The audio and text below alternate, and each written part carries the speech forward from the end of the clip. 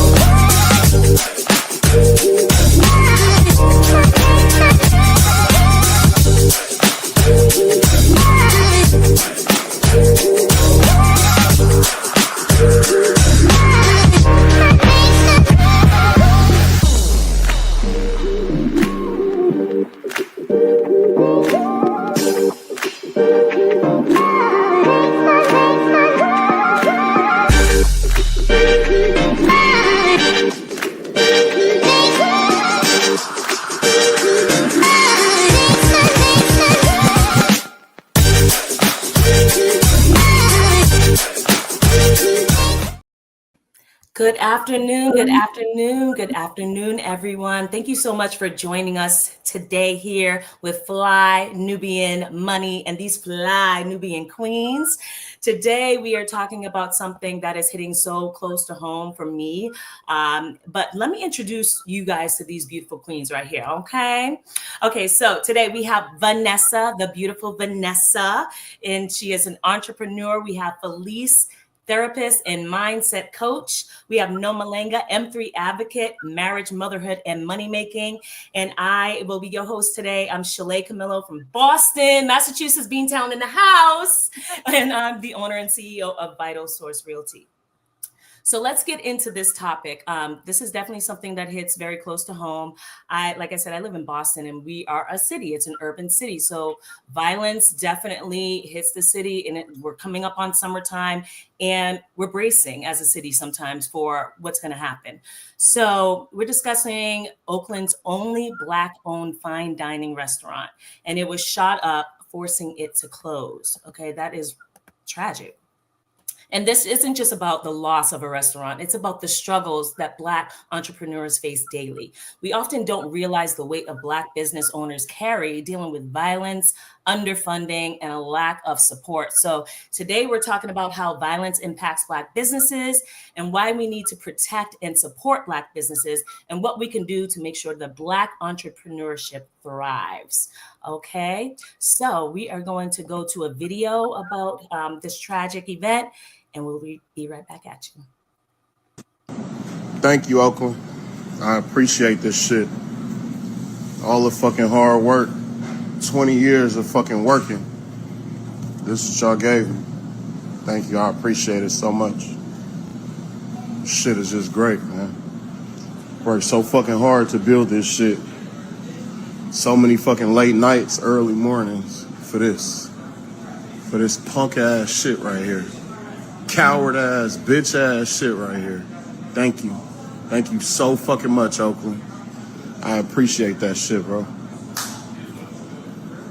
All you niggas with this punk ass, phony ass, dumb ass beef shit y'all got going on, man. I appreciate y'all, bro. Y'all brought that punk ass shit to a fucking restaurant, the only Black-owned fine dining restaurant that we have.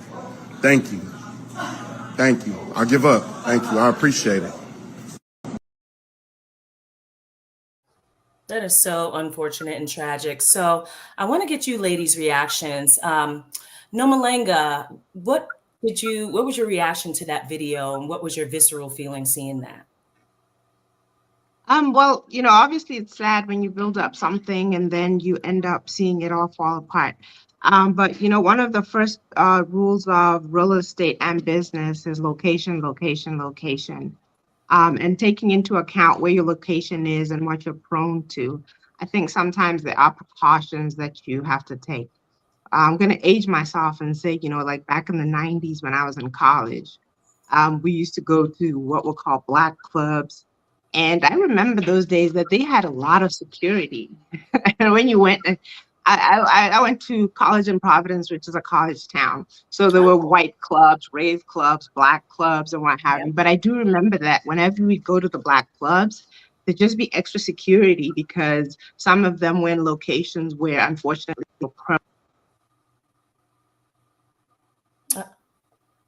Okay, you went on mute.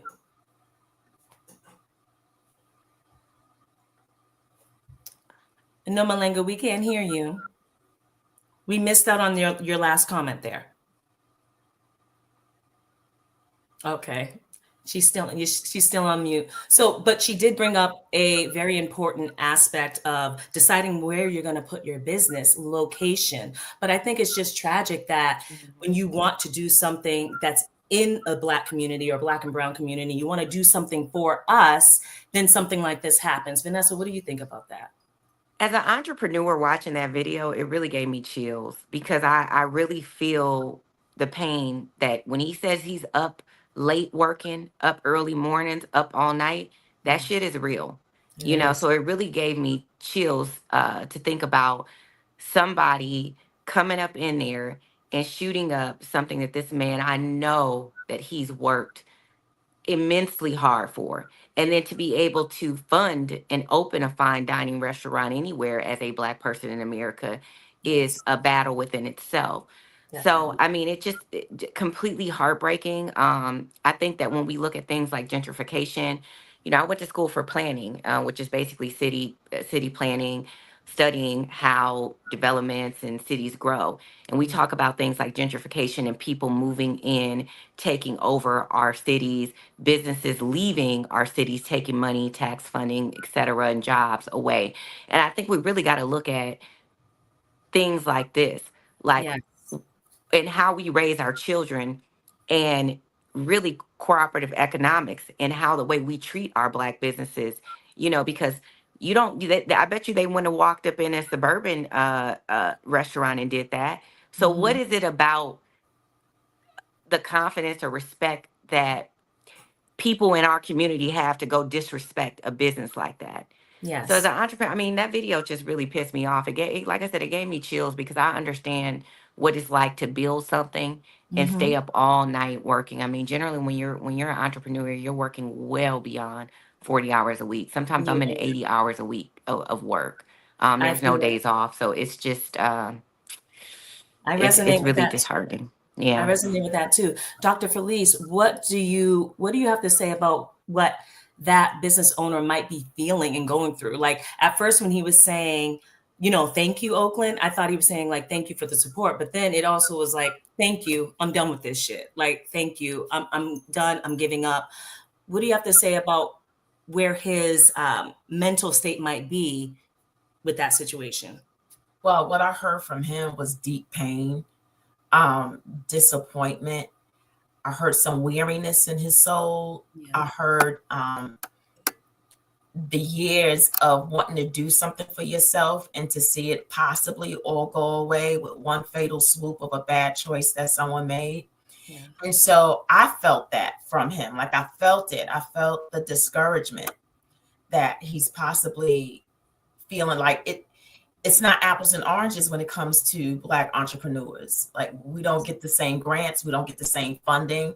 So for us to really go in there and make something, he did put in those hours in that sweat equity that, you know, how do you even put a value on the sweat equity? And so I felt all of that for him. And, you know, I'm from Brooklyn, but I live in Charlotte, and I call Charlotte an equal opportunity crime city, because like they hit all sides of towns. So it really doesn't matter what location you live in, everybody can hit here. So it's like, you know, it's unfortunate. And don't get me wrong, I'd rather be equal opportunity, because I get really sick and tired of seeing things happening in just the to us brown communities. I really do. And so, and I'm like, Venessa was saying, that gentrification, like it's so precious when we have Black people doing really good things to elevate ourselves and elevate our experiences, right? Instead of the regular, there's nothing wrong with a bodega. Like that's where my childhood memories come from. Right. But elevate us, right? To have fine dining. And so our children are exposed and able to see that Black people also have elegance and in our community, and not having to go out of the community to do that. And that's actually our heritage, is to have those types of things. So to see it And then Yes. for someone to come in and in one fatal swoop be able to damage all of that and remove all that and then put a stigma added to it like that, that's heartbreaking. It is. It is. So, guys, we're going to go to a commercial break. But when I get back, when we get back, I wanted to talk about insurance, because that's all I was thinking when I was watching that video. Like, oh my God, I hope he had the adequate insurance. And Venessa, I wanted to know if you have a brick and mortar, if you can speak to that, if you have a brick and mortar, or if you don't, like, do you have errors and omissions and things like that? But we'll be right back, guys. Absolutely. It's a good show right here. But I'm biased. If you are just tuning in, you are watching Fly Nubian Money, where we help you master your mindset and maximize your money. My name is Tiara Williams. I'm also known as Miss Black Hollywood, and I'm the proud producer of this show because it is lit. If you want to receive notifications for when we go live Monday through Friday, 1 to 2 p.m. Eastern Standard Time. All you have to do is text the word Queens to 87948. That's Queens to 87948. That's QUEENS to 87948. Also, if you want to grow your money and not blow your money, all you have to do is go to flynubianmoney.com. There's all kinds of resources, there's courses, there's free giveaways. There's just no reason to be broke in 2025. All you have to do is go to flynubianmoney.com. Obviously, you don't want to be entertained here. You want to know enough to grow. Wait, I need to put that on a shirt. You got to know to grow. Got to know to grow. So know and grow with flynubianmoney.com. Got to know to grow, y'all. Know to grow. So Venessa, you have a business, and ladies, if any of you have a brick and mortar business, I'd love to hear from you. So my brokerage is 100% virtual. And I purposely did not go out and get a brick and mortar office because I'm like, real estate, I don't need that. I was foreseeing back in 2016 that I didn't need that. But what kind of financial strain does violence like this put on Black entrepreneurs and their families? And specifically when it comes to having money to rebuild, if he's going to do that. I know that, like in real estate, even now, finding out, like some of my clients have had major catastrophes with their homes, like fire or water damage, and finding out that they're underinsured, and that is a major setback.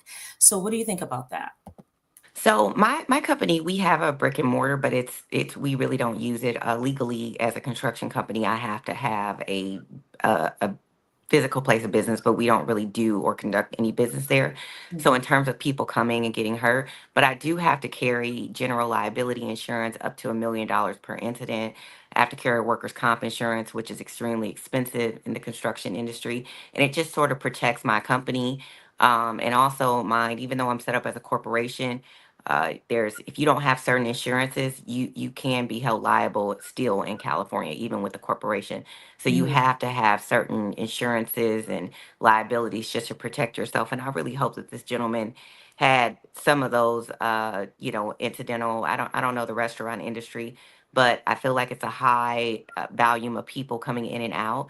So Yes. I'm pretty sure that he had to have some sort of insurances. California is very strict on insurances when it comes to businesses. So I'm sure as a requirement, he at least probably had to have like $1 million policy in place for any type of incidents like this. And so I'm hoping that it was paid up and in full. But going back, like you said, when it's your passion and you put all that work in, all that shit don't even matter. Because I mean, the $1 million he's probably put well over sweat equity, $1 million worth of work in what he was doing. So we just, when we started this, I said, we really have to raise our children, especially in our community. As I know that this can happen everywhere, but growing up, I grew up in an inner city, and it was a lot more security, bars, cameras where we were specifically, and I internalized that this area is more dangerous.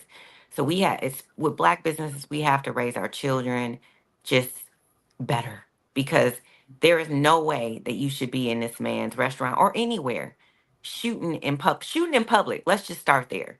But then now you're going into a business in your community and you're shooting in public over, it, yeah, It's I'm hard. down. It is hard because I just feel for this gentleman. I really do.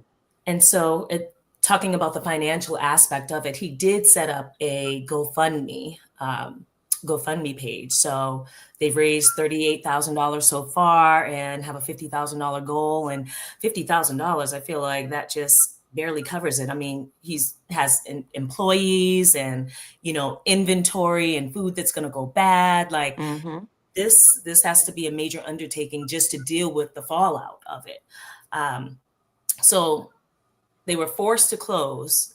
And this act of violence, it isn't just physical damage like we were just talking about.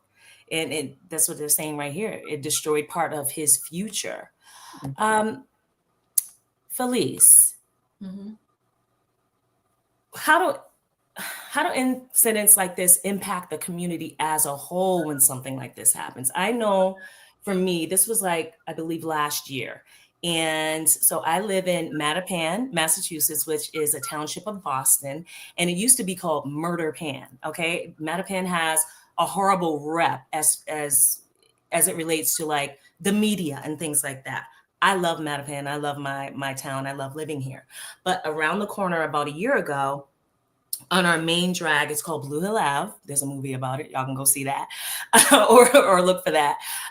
There's a barbershop, and a young kid, he was a teenager, got killed in the barbershop. And I remember the day because I was coming down the street and I saw everything blocked off, and I'm like, what is going on? And it was a kid. He wasn't a perfect teenager or anything like that, but he was on the right track. And I feel like sometimes, even when a child is, or a teenager or young adult, whatever, they're on the right track, but they've been into some stuff finds them. Like he wasn't into anything active, but like this found him. Like he had posted about where he was, and then some enemies from whatever incident that was like months or years prior, a year prior, came and found him and like took revenge or whatever like that. So how does this impact our community as a whole? Because yes, it happened to the business owner. Of course, it's going to impact the businesses around it too. And just like having everybody scared. I remember being like scared that this was right around the corner from me, even though it wasn't anyone in my neighborhood that did anything, but it happened in my neighborhood. So what I think, what I know is, a lot of Black and brown communities live in consistent trauma, right? If it's not real trauma happening on the scene, it's perceived, it's anticipated. And what that can do, especially to young children and, our children, this is the most anxious generation ever. On so many levels. When I went to school, my mother just had to trust that I was going to come back home. Like I didn't have a tracking device on me. Mm-hmm. So she had to just trust that I was going to get back home. But what does that do? You're not as anxious. Now we have to track our children. We track our friends. We track our family members because of anticipatory trauma. With things like this, these people just having a good time sitting in a restaurant, and somebody decides to just come in and start shooting. Can you imagine the trauma? So you have a lot of people who are very, very anxious about going out, going in movie theaters, now going in restaurants, and just everyday things that people should be able to do. Yes. That now you have to think 10 times. Like now, I'm just going to keep it real. When I go into places, I need to know where the exits are. Yes. I need to know where all the exits are. I need to know where I'm situated. I don't do anything where it's too many people in one spot. Can I face the door so I can see if somebody's coming? I have to always be sober and alert about my surroundings. That's where we are today, which is not necessarily a bad thing, but too much of it when you can't relax and just be in the moment. Right. It's like hypervigilance. Right. That's not natural. And then what it does to the community, think about the economics that's going to happen to this community. Now you don't have an elevated level experience that was Black owned that brings this culture to the culture, but not just for our culture, but for other cultures. So I'll give an example. I went to Charleston last month, and Charleston, rich Black history. Mm-hmm. We couldn't find a Black restaurant if you wanted to. I mean, if it was right there, and even the ones that were there weren't open. So we couldn't get a good Black meal in Yes. Charleston, South Carolina, and then come to find out they're saying that Charleston is the new white Atlanta. So that is huge. So when you're trying to go and have an experience and you can't find culture there, can you imagine what that economic impact means for us? Where are our people? Yes. Why are they not a part of the economic mobility that is happening in a very vibrant city? Charleston is off the chain. And so that really hurt our experience, that I couldn't have a cultural experience in a town that is known for their culture. So those that impact is— You just touched on something, Now- Felice. You just touched on a couple of things for me, Felice. That hypervigilance, number one. I feel it. I feel it sometimes when I'm out, especially with my two girls. I'm looking for the exits, and it's not something that is I'm even consciously doing. It's like I'm just subconsciously scanning, right? And especially when you're in certain areas and things like that, like, oh, something might pop off, and we shouldn't have to live like that. And then another thing that you touched on that's super important is the culture, and having our culture available and accessible to other people. When we talk about fine dining in this country, especially since we're supposed to be this melting pot, right? When we talk about fine dining, or when they talk about fine dining, what are they really thinking about? They're thinking about Italian, French, things like that. They should be thinking about, when they think about fine dining, oh, Black cuisine, African cuisine from different countries and things like that. And then you have this establishment that was trying to establish something like that. And In then Oakland. in Oakland. In Oakland, the same fabric, that same deep fabric in Oakland. Yes. We should not only have one fine restaurant in Oakland. Right. It should be a plethora of them. Yep. I say it all the time, even in my area. It's like, and I will applaud Boston. The city of Boston is definitely giving out more permits for Black-owned restaurants and things like that. So we really didn't have much of that. There may have been like 3, over the past, like in the past, like when I was growing up. And now we have a lot of Black-owned restaurants that are popping up, and I love it. Black-owned, like supper clubs and stuff like that. I love that. But it's unfortunate that you have this happen in a Black-owned establishment. And my question is, have they even caught the person who did it? But all right, we're going to go to a break, y'all. And when we come back, I have a question for you, Nomalanga. And I want to really know the impact of the reputation of this business, or businesses around this business, or Black businesses in general. So we'll be right back. I know you're busy, you got things to do, and you can't take us on the go with you every single day. Good news for you. We are now on Spotify. So if you can't watch us, now you can listen to us on Spotify. Search Fly Nubian Money and all the episodes shall appear. All you have to do is like, subscribe, leave a 5-star rating, leave some comments, tell people how you love us, so that when other people come along and are looking for a great show to watch, they can find Fly Nubian Money too. One last thing, and just in case you've been sitting under a rock, Fly Nubian Money now has an investment club. We are the Fly Nubian Money Club. It's easy. All you have to do is go to flynubianmoneyclub.com, and I am committed to bringing in top experts from all industries to help you level up. They're teaching us the skills that we need to compete in this market. We often say that nobody is coming to save us, not the government, but guess what? We're coming to save us. I'm coming to save you with the Fly Nubian Money Club. So listen, all you have to do again is go to flynubianmoneyclub.com. We have a 30-day free trial set up just for you, just for those people that are struggling. Even if you ain't struggling, you ain't got to struggle. I'm coming. Okay, let me stop playing. I'll see you soon. I mean, y'all ain't got to struggle. We're here. We are here. We are in the building. And thank you guys so much for your comments in the chat. We see your comments. Thank you for the love. Thank you for the feedback and everything like that. And also, if you want to join, if you're watching this on replay and you want to join the conversation live, make sure you text Queens to 87948. That is Queens, Queens, to 87948. Now, we're going to go back to Nomalanga. So, Nomalanga, so how do incidents like this impact the reputation of this business, which is super important? Like if he does rebuild, well, how does that impact people wanting to come back and like the industry as a whole in the Black community? What are your thoughts on that? Nomalanga, you're on mute. Sorry. That's okay. I was saying, I think it's kind of obvious, unfortunately. I think one of us mentioned earlier that they had, seen a shootout and then they were very reluctant to go back to that restaurant or even that neighborhood. And that actually is true.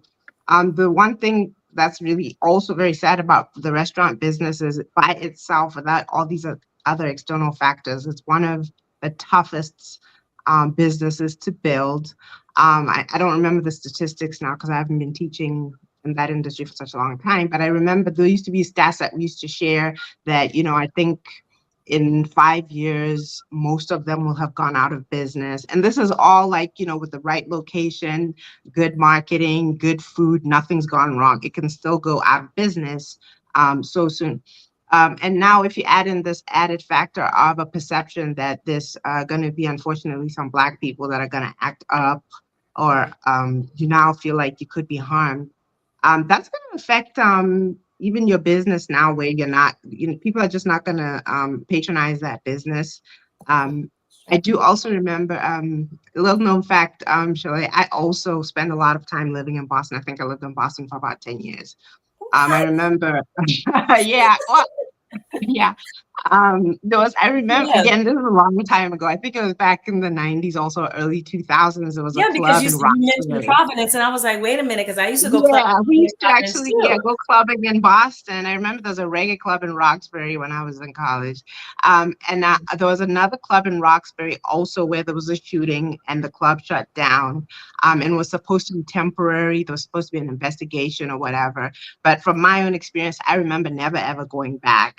And unfortunately, I think it didn't even open back up because then they wouldn't issue the permit and it was just over for them.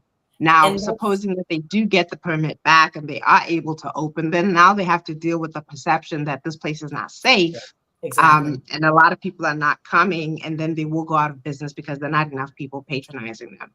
And that's So, a great point yeah. too, The one because thing that I did appreciate was hearing that there's a GoFundMe, to support them because the other thing that I wanted to add to this conversation about Black businesses is that we don't really have a lot of, in the Black community, you don't have a lot of generational wealth and a lot of legacy success. So when you are done, you're just kind of done. You know what I mean? Whereas if you looked at other families or other communities, they have generational wealth. They have a lot of family wealth and support. And when one business fails, you have your family to kind of help you recover, and then you build back up and you get back up. So that's a very important thing to point out that, when we sometimes fail, it's just over. It's just over because we used everything we not a had. second chance. Yeah, we tried our best. And that's why he's like, okay, that's it. I tried and I'm not doing it again because he probably put everything that he had in there and his family maybe supported him and they're not going to do it again. So it is really a sad situation. It is very sad. And it's interesting what you say about the perception of Black business, right? Because even when you mention the clubs and everything in Boston and when there's a shootout, oftentimes that's used as an excuse not to issue permits for Black businesses, not to fund Black businesses. It's like, then you become, oh, this is an urban business. And then there's a stigma and a certain unspoken rules around that on the city and state level to even get your businesses up and running. So it can impact us in so many different ways economically, an event like this, because maybe the city of Oakland say, you know what? Nope. If you want to do something like this, we need you to not do it on this block, or, can they start implementing these rules that kind of shut us out of the economic, wealth building in our own community because of these situations? So y'all, we're going to go to some stats.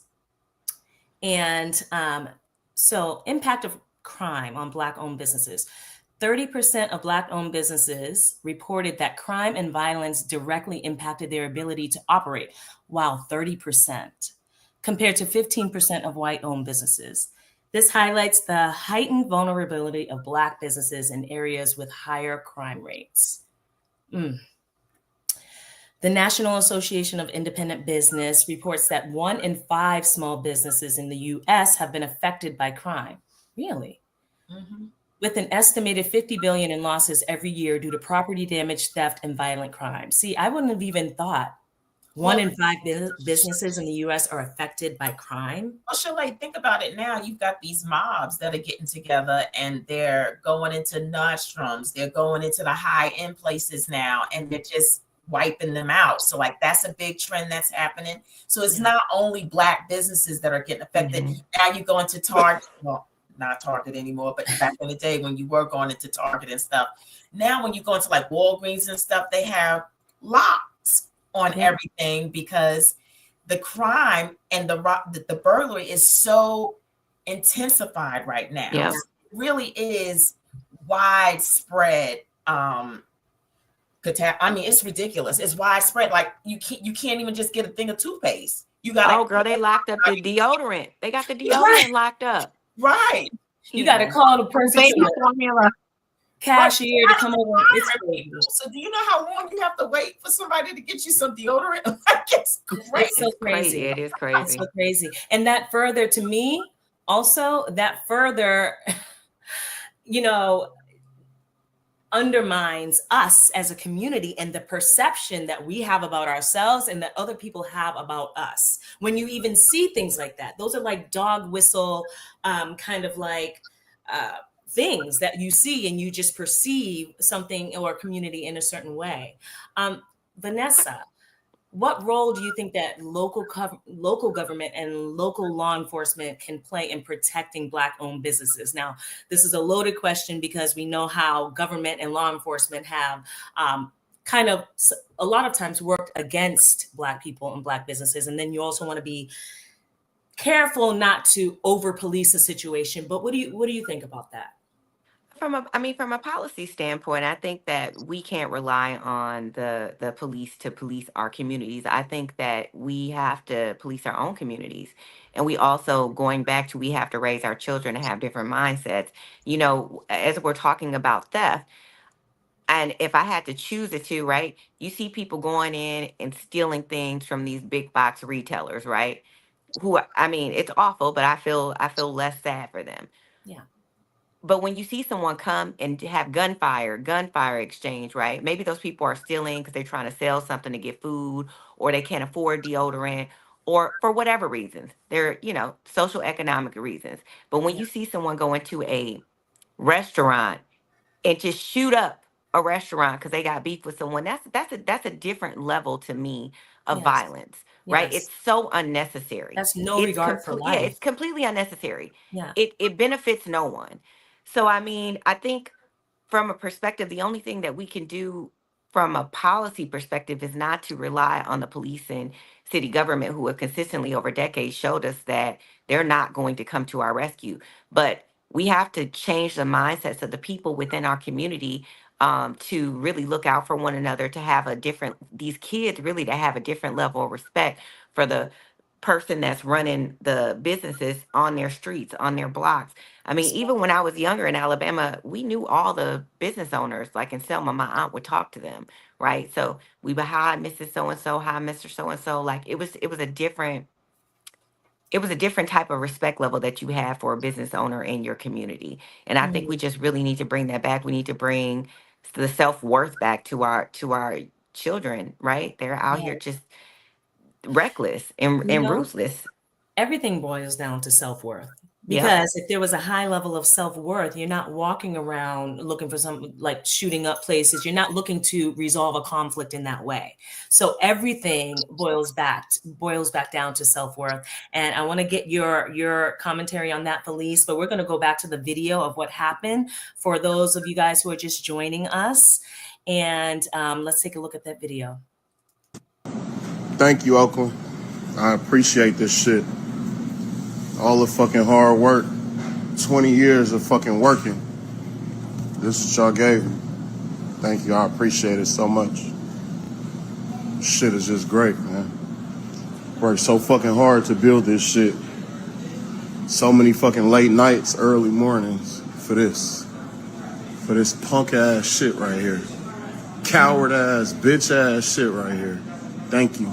Thank you so fucking much, Oakland. I appreciate that shit, bro. All you niggas with this punk ass, phony ass, dumb ass beef shit y'all got going on, man. I appreciate y'all, bro. Y'all brought that punk ass shit to a fucking restaurant, the only black owned fine dining restaurant that we have. Thank you. Thank you. I give up. Thank you. I appreciate it. Wow. So correct me if I'm wrong. Did someone die in this altercation? Does anyone know? I saw I'm not blood. sure. I don't know if they died. Yeah. That is so crazy. So And that man's liquor license, I ain't even touch on that. But you know how yes, hard it is and expensive it is to get a yes. liquor license? And that's where the majority of these businesses make their money off of for restaurants. And it is so hard to get a liquor license. I went to Right. a black restaurant in Hollywood recently, and very nice restaurant. They didn't even have a bar. You in the middle. How are you competing with these Hollywood restaurants when you don't even have a liquor license? They've been trying to get one for a year. And I don't know how long they'll withstand it. historically in this country, and I know in the city of Boston, they were blocking Black people from getting liquor licenses. And like I said, there's like this influx of Black owned establishments like eateries and restaurants.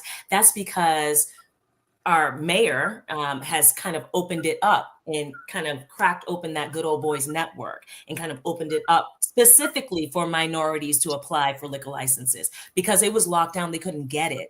So that's also another thing. Will the city even give him back a liquor license? Because they can use a situation like this to say, oh, you're irresponsible. This happened in your establishment.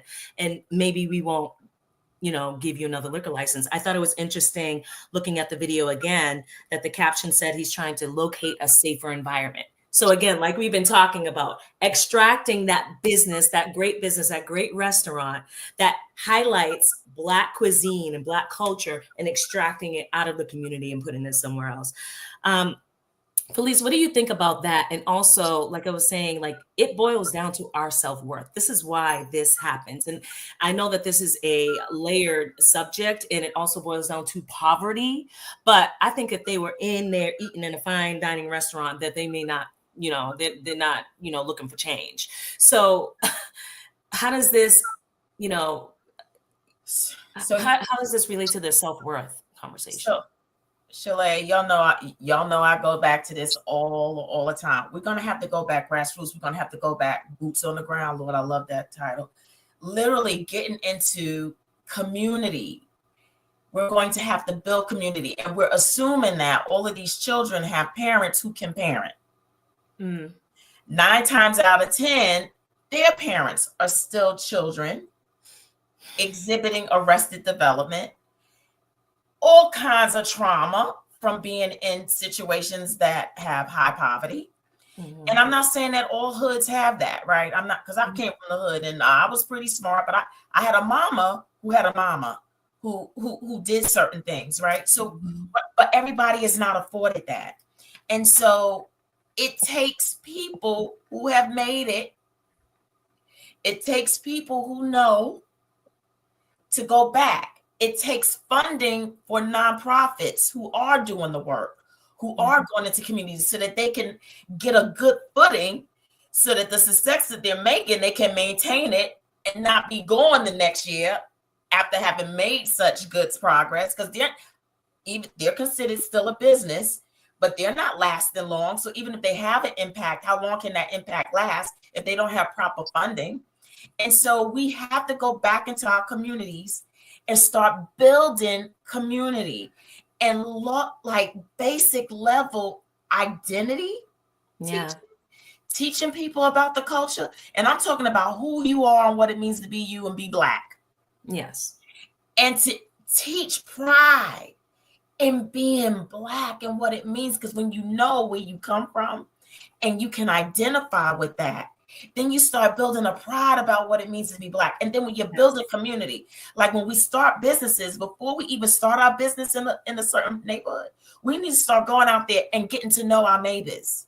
So our neighbors know us. Hey, I'm here. I'm getting ready to establish this business.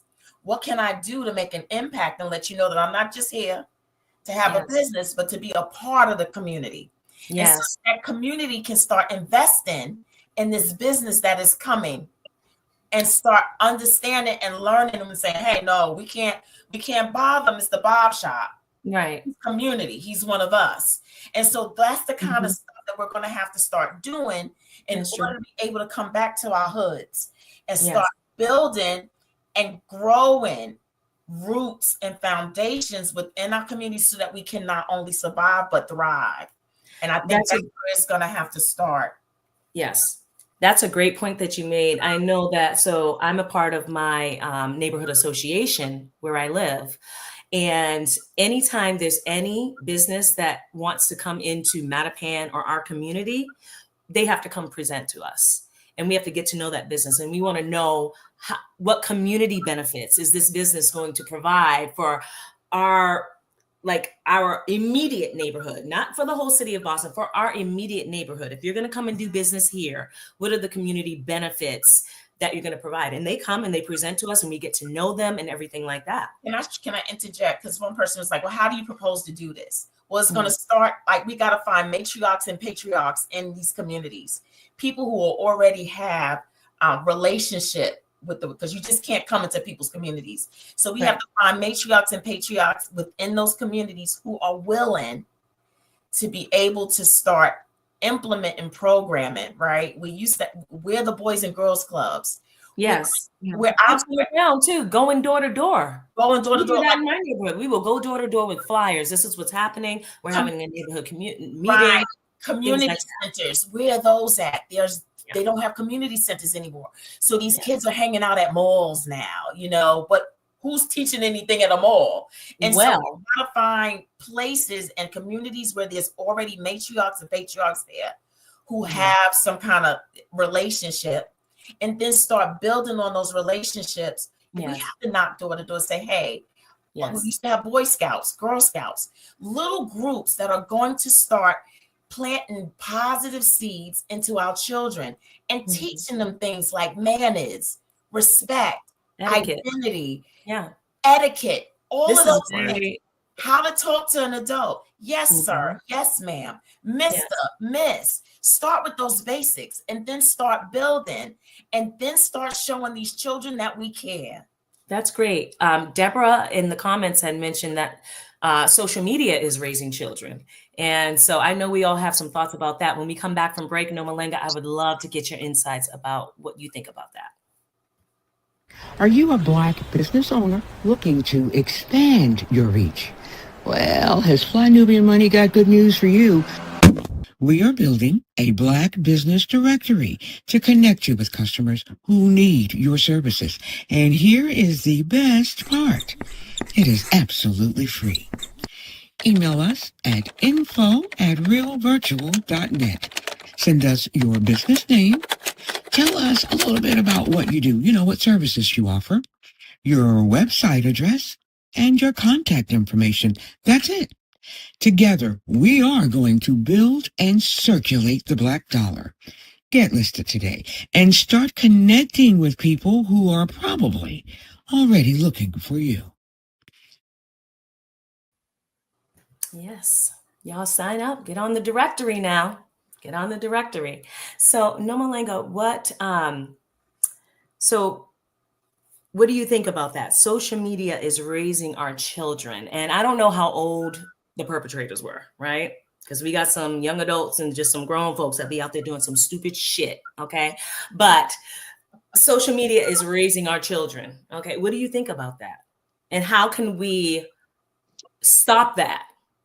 I know we all have a thought in our mind, but what are some ways that we can stop social media from raising our children? Because it's everywhere.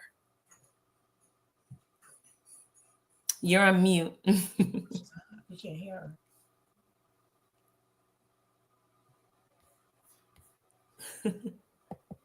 Can you hear us? Uh-oh. What do you think about that, Venessa? Because I know you were like, they're not being. First of all, social media raised. needs to, you know what? One thing I'm for is banning social media for kids. We should it should be banned. There's nothing positive on social media for our children. I don't really care what it is. I think it creates insecurities. It creates, where you're constantly comparing yourself to other people. There's so much misinformation on social media. Like Felice was saying, we need to go back to allowing community leaders, if you don't have a good parent, community leaders and good parents to be the sole foundation of our children. When they get on social media, it's open to a bunch of chaos. I mean, as an adult, me on social media, right? Sometimes I can be like, is this right? Am I tripping? So, I mean, if you can look at social media as a full adult and question yourself and have all these things going on in your head, imagine what it's doing for a kid. I think it should absolutely be banned. I don't think there's no reason for a child to have social media. Like, I can't think of one. If it's monitored by the parent, if you're like a child actress or maybe you're a child entrepreneur, that needs to be managed by a parent, period. I just think that social media has done a disservice to our children. It's beautiful to see. I read a statistic the other day that talked about millennials have increased, like the raising children in two-parent household. I want to say it was like 81% of the millennials have are two-parented households with children. So we see this beautiful increase in family foundation, but then you have this negative effect of social media, right? Yes.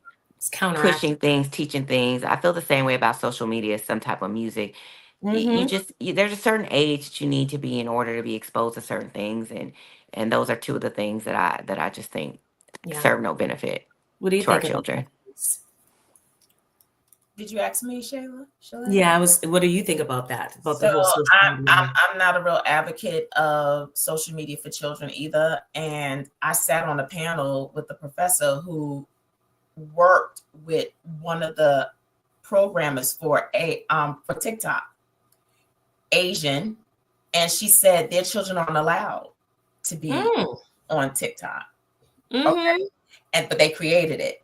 Meaning the person who created it, her children aren't allowed. His children aren't allowed to be on TikTok. So the very people who created TikTok, their children aren't allowed on it, and they're willing to pay for the dumbing down of our children. Absolutely. And for their demise. They're willing to pay you for the demise of our children. Yes. And so I want people to just get on alert. Like, even if there is positive stuff, there's this thing called fear of missing out. There's this thing of comparison, right? Like, even when it's good, people still compare themselves to other people. It really does strip away at people's confidence, self-esteem. And I think social media can be a curse and a blessing. And I just think that we have to have some more stronger parental controls. And I'm huge on parenting. And right now, I think because so many people are obsessed with having a lifestyle, that they sacrifice their children and their engagement with children and allow social media to pick up the slack on their engagement with their children so that they can go out there and work those 2 and 3 jobs in order to go on those trips and be able to pay for their high-end Mercedes and be able to dress and look apart, right? And have this lifestyle, but they're sacrificing their children for it and the engagement, because parenting is not easy. It is very, very rigorous. Yes. And what makes it that way is because you on your children like white on rice. Yes. That means you are with them, you know where they at. And I know when I was raising my daughter, she couldn't stand me because I was always there. And why I told her I was always there, because nobody's going to come knocking on my door asking me, where was your mother? Right. Where was your mother, young lady? Oh, they didn't my ass. Because you right here. Exactly. And so I feel you on that. I so feel you on that. And the thing is, Shalaye, that's parenting. Your children are with you. And you're engaged with them, and you know where they at, what they doing, and how they doing it. Yes. As much as possible. Yes. Okay. Yes. And it's the whole thing you said with the comparison and the stripping away of your self-worth and your autonomy. Because I feel like even with the social media kids, if they're exposed to it too young, they don't know what's right and there's a gray area of what's right and what's wrong, what you should be doing at a certain age, what you shouldn't be doing. It's just a dangerous thing. So how can we shift from a mindset of like scarcity to one of like abundance? Because this is partly because of that whole self-worth thing and the whole, scarcity mindset. I don't know I know that the investigation is ongoing and things like that, and more details will come out, but we have this scarcity mindset that makes us feel like we need to be in competition with each other, or makes us feel like we need to destroy someone else, or we can destroy someone else's business, and that's okay. So how can we shift from that mindset of scarcity to abundance so that Black businesses can thrive despite challenges and despite things that may be going on in the community? I think that we've seen a shift. I'm very proud of the Black community at the way we're shifting, even right now. The way that we've been, and it's been for a while. The shift has been a long time coming. The way that we're shifting back to being responsible and intentional about where we spend our money at. I see a lot of my Black friends and family have made the shift. I also think, like Dr. Felice was saying, it's important for us, even if we can't be community leaders and we can't actually be the ones going out, just take responsibility for your family, right? Your little cousins, your niece, your nephews, your kids. Just own and take responsibility for them, for their mindset, the way that they think about themselves, how they're supposed to treat adults and Black business owners in the community. Dr. Boyce talks about how you have to be intentional to teach your children to patronize Black. So I think those are the things and the teachings that we also have to pass down to our children. If you are not in a position to be a community leader, just take responsibility for your family members. Everyone has family members who are a little, it can go either way. So if you can create some early intervention with those family members, just take responsibility for them to drop them jewels, drop the kids jewels. But it's really important that our children understand their self-worth very early on.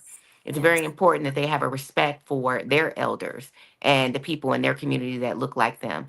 And so I think that's one of the biggest steps and things that, we could do to just shape Black businesses in general and our community in general. I would love to add on to that too. It's that because a lot of people think that you have to have a lot in order to do things. And don't get me wrong, in some regards, that is true, right? But if you think about our ancestors, they had way less than we did. Made way less than we make, but they were able to do more with what they had, right? And so it's about, that's how you start shifting the mindset, because a lot of people think, oh, well, I'm poor and I can't do. Well, they didn't have a lot, but what they did have, they made it expand. And that was because they knew how to work with what they had. And so we got to get back to that. And mindset work is rigorous. It really is. And it starts with an individual, and it starts with modeling. So you have to see someone saving. You have to see someone investing. You have to see someone budgeting. You have to start seeing those things and seeing how you can see your money work for you and how your money can grow for you. So it's not necessarily that you have to be a millionaire out the gate, but what do you have with that dollar? So you have to start teaching your children to do something with that dollar. Okay, we're going to take this dollar and we're going to give a percent here. We're going to invest a percent here, and then we're going to do this with this percent. And then this is what you can do with that percent. So when you start teaching them the foundations of what money can do and how you can make it work for you, it'll start creating and shifting the mindset with them about how they can grow and expand what they do have. And then start teaching them that there's enough for all of us to go around. And so scarcity is a mindset. It is. And if you can start teaching your children, and I always start with gratitude. When you start teaching your children young how to be grateful for what they have, it'll start shifting their subconscious mind to always be able to see more, to always be able to see the good. And so when you start training your children how to see the good, how to see more, and not necessarily the bad, because there's two forces, negative and positive. They're both equal in their power and they both work. Yes. It's just that we work the negative muscle more. So we have to do. start And training it's almost automatic. It's almost automatic. You come out Yes. with knowing how to do everything negative, cursing, all that stuff, lying, cheating. You come out with you have to teach how to do the positive side. And Yes. that's what we have to start teaching our children, how to see the good, how to see the more, how to see the positive, so that they can grow in that mindset work and it's not such rigor. Because when you find somebody older, the rigor of mindset, you know, they kind of give up. It's overwhelming. It's a chore. And so you go back to what feels familiar. But you can create a mindset of abundance. And if you just watch nature and how nature always supplies, we are a part of that rhythm. Yes. And so we also are a part of nature. And so there's always more than enough. Always. Teach, Felice. I love that. Me too. You're so right. And I believe that wholeheartedly. But here's the thing, even in believing it, like you said, it's rigorous. It's hard to put it in practice every minute of every hour of every day of every month of every year. It's hard to continuously just put it in practice. But I always fall back to it. I feel grateful, talking about gratitude, that I've been practicing enough, and it took me years to get to that point, right? Whereas it won't take years for other people, because we're having these conversations and we can come to Fly Nubian Money podcast and talk about these things with the queens. This is amazing. I love that. Thank you so much. And you talk about modeling. I think that is so important for us, not only in the community, but like you said, in our individual homes, and modeling what behaviors, and modeling, like I do it with my 7-year-old all the time. She's in this state where she's becoming more self-conscious about herself. And I always tell her, you have a choice. You don't have to think of it in that negative way. Maybe it was like this. And then she'll say, but no, mama, but it was like, but maybe it was like this, or maybe it can be if you choose a different thought, if you choose to look at it differently. And now I see her modeling that back to me when she sees me doing something and I'm frustrated. And she's like, mama, but maybe it didn't need to work out like that. Maybe it can be this. So it's a really beautiful thing. Thank you so much for explaining that. I believe we have another stat, and then we'll go and we'll be out of here in a little bit. This was such a great conversation. This isn't just about building, it's about community, a dream, and a fight to keep something beautiful alive despite the adversity. I promise, this is a letter from the owner of the business. I promise to keep you all updated every step of the way. We're going to rise again, stronger, safer, and even more committed to serving the people. Thank you for believing in us. Chef Cleishon Hill.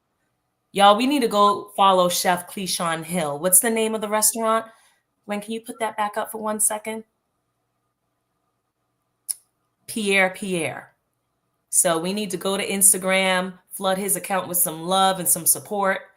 They've already raised $38,421. The goal is $50,000. So if you guys can find that GoFundMe, and if you have some dollars and some ducats and some change, please feel free to donate and help this brother out.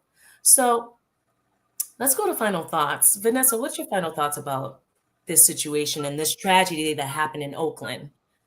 So I'm going to give two final thoughts. One is gratitude. I love everything. I want to say I'm just so grateful for this podcast, because if you tune into us and you listen, even when I'm on here, I take a lot of tidbits of what the queens are saying. And modeling is one of the things that Dr. Felice that I've been trying to do with my daughter. So we set her up as a W-2 employee under my company, and she'll be having an investment account where she can take her money and grow. And that's just from being on here, listening to the queens, and just being surrounded by such dopeness. So my final thoughts are that, we are shifting. We're making a shift. Everything is not bad. This is a bad situation that happened from a result of bad decision making from people who did not have much self-worth. And I think that's the core of, for the people that do not have self-worth in our community, we need to really reach out within our own families and really be intentional about building these children up to have self-worth, and to show them that we come from kings and queens, and this is not the way that we behave, and we treat our elders with respect. we respect our business owners, and we respect corporate economics. So if there's somebody in our community that is trying to pour money back into our communities, then those people are kings in our community. So we need to make sure that we have the utmost respect for them. So like I said, if you are not in a position to go out and do something within your community, just take responsibility for the people within your family. And I think that slowly we'll start seeing the shift. We are seeing the shift. So this is a bad situation, but we are shifting. So I'm proud of our community for that. And I just think we need to just continue to shift in a more positive environment and approach it that way. My name is Venessa Gopal. I'm an entrepreneur. You can find me at VGopal. On Instagram, I have all of my stuff on there. I run a construction company in Los Angeles. If you need any type of remodeling services, please hit me up. Thank you, guys. Thank you so much, Venessa. So Dr. Felice, she had to head out, but she gave us an awesome final thought. She dropped the mic on that. That was her final thought. So for me, my final thought, it goes back to that whole thing about self-worth, right? We need to understand who we are and where we come from and why we're here and what our purpose is. And just believing that we have to think higher of ourselves. We also have to hold each other accountable. Like I said, I know that more information will come out about this incident, but we have to hold each other accountable, and don't be afraid to shameful behavior. I feel like we've gotten to the point where we're so politically correct sometimes that we don't snitch, or we don't want to, we want to say things in a certain way. No, we need to start calling things what they are: shameful behavior, and really come through and back up people in our communities who are trying to do great things for the community, for the culture, for Black people, and for Black communities. I'm Shalaye Camillo with Vital Source Realty in Boston. I can help you buy real estate or sell real estate anywhere in the United States. So if you are in need of real estate services, let me know. Also, I will be on with Dr. Boyce in the Dr. Boyce Real Estate Investment Club this evening at 8 p.m. We're going to be doing a teaching session and a live Q&A. So you guys definitely, if you're signed up for it, I will see you there. And if not, I believe you can go to theblackbusinessschool.com and you can sign up for that. And I believe they're having a sale, 76% off. So get involved in the Dr. Boyce Real Estate Investment Club. Thank you guys so much for joining in the conversation. Thank you so much for your comments and your commentary. This was a pretty heavy topic, and I pray and hope that Clay Sean, I believe his name is Clay Sean, rebuilds and comes back better than ever. Thank y'all so much for joining Fly Nubian Money podcast. We love y'all, and we out.